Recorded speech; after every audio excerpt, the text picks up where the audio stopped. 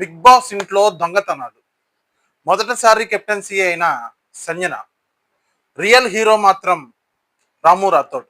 So ఇలాంటి topics అనేవి వీడియోలో ఇంకా చాలా ఉన్నాయి. వీడియోలో ప్రతి టాపిక్ మాట్లాడుకుందాం, అంత డిస్కషన్ చేసుకుందాం, అంతా మాట్లాడుకుందాం. Welcome to mister trending. నా పేరు నటరాజు. అండ్ టాపిక్ లో వచ్చేసరికి ఫస్ట్ టాపిక్ సంజన. సంజన గారు మొదటిసారి కెప్టెన్సీ అయితే అయ్యారు. అది కూడా నాకు చాలా ఈజీగా అయ్యారు అనిపించింది. అంత శ్రీజ గారు అయితే నాకు అంతగా ఏమి ఎఫెక్ట్ చూపించినట్టయితే ఏమి లేదు. బిగ్ బాస్ హౌస్ మేట్స్ చాలా మంది సంజన గారికి సపోర్ట్ చేస్తున్నట్టు మిగతా వాళ్ళు పీకేసుకున్నారు కానీ ఆవిడది మాత్రం ఒక్కటి కూడా పీకలేదు. రాడ్. ఓకేనా. అండ్ నెక్స్ట్ వచ్చేసరికి రియల్ హీరో రాము రాథోడ్ గారు. చాలా రియల్ గా అనిపించింది అబ్బా. చాలా అయితే చాలా కష్టపడ్డాడు. చాలా మంది అన్ని రాడ్స్ పీకేసినా గానీ ఒక సింగిల్ రాడ్ తోనే ఒక హ్యాండ్ తో హోల్డ్ చేసుకొని 2 లెగ్స్ ఎయిర్ లో నుంచాడు. ఎయిర్ లో నుంచి ఆల్మోస్ట్ 5 minutes ఎయిర్ లోనే సింగిల్ హ్యాండ్ తో బ్యాలెన్స్ చేసుకొని ఇంకా నా వల్ల కావట్లేదని చెప్పి కిందకి దిగిపోయాడు. చాలా మంది అది చాలా మెచ్చుకోవాల్సిన విషయం అదైతే. అండ్ తర్వాత వచ్చేసరికి చెప్పా కదా, దొంగతనాలు. సంజన గారు ఆల్రెడీ కెప్టెన్సీ అయ్యారు. ఇంకా ఆవిడకైతే కొంచెం థమ్స్అప్ బాటిల్స్ కానీ చాక్లెట్స్ అయితే ఇచ్చారు బిగ్ బాస్ గారు. సో ఇవన్నీ ఆవిడ ముందే చెప్పారు.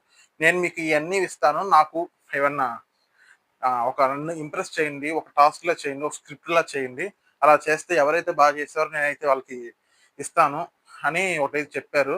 అలా చెప్పారో లేదో ఇటు పక్క ప్రియా అండ్ మనీష్ వీళ్ళిద్దరూ చాక్లెట్ దొంగతనం అయితే చేసేసారు. ఆ విషయం సంజనా కూడా తెలియదు.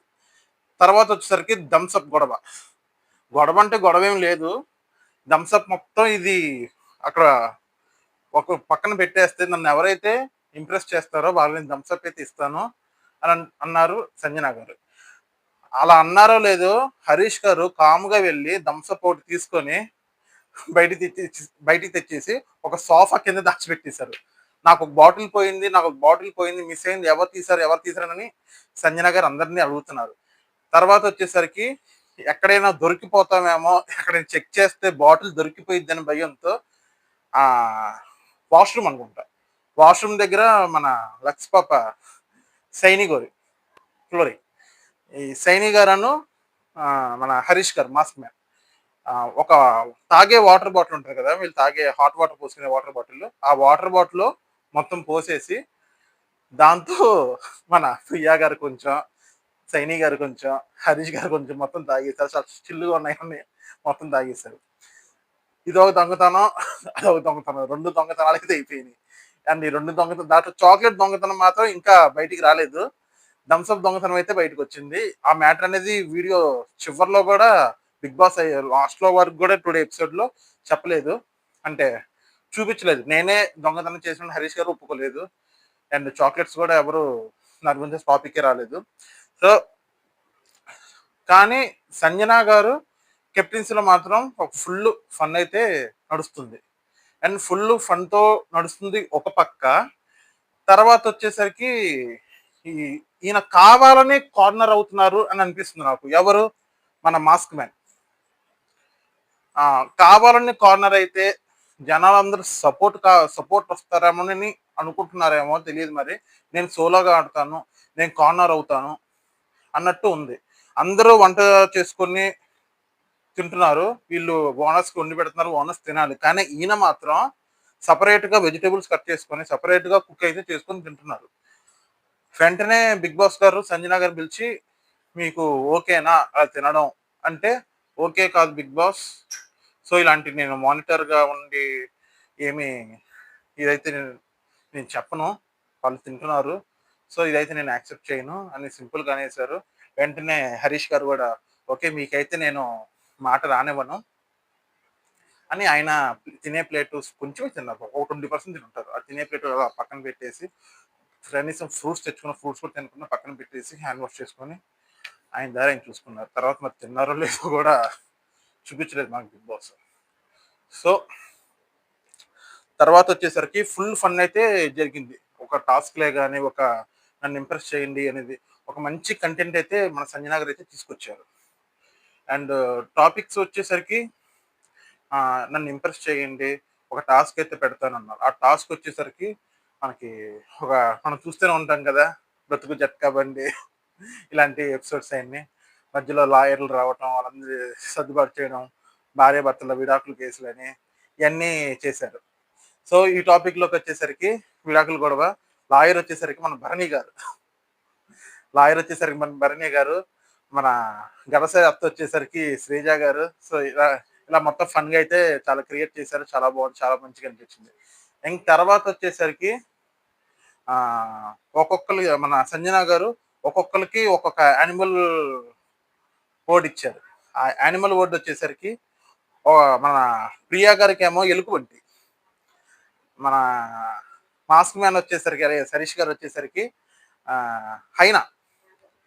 అండ్ మన ఏం పేరు ఇమాన్యుల్.